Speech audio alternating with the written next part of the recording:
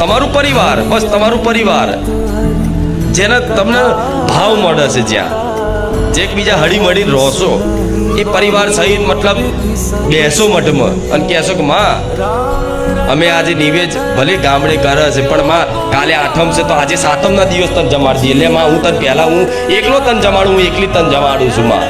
એવી ચોખાનું નિવેદ ઘી ગોળના ચોખા બનાવીને ધૂપ કરી નારિયેળ વધેરી પાણીનો ગ્લાસ ધરાવજો. તમને જે ઈચ્છા થાય ને મનથી કે દાળ ભાત પૂરી શાક લાપસી બનાવીને આજ મારી માતાને ભોણું ધરાવવું છે અને એ દિવસે 5 કુવાસીઓ જમાડશો ને તમારી માતાનો નિવેદ પહોંચી ગયું. 12 મહિના લીલા લે શું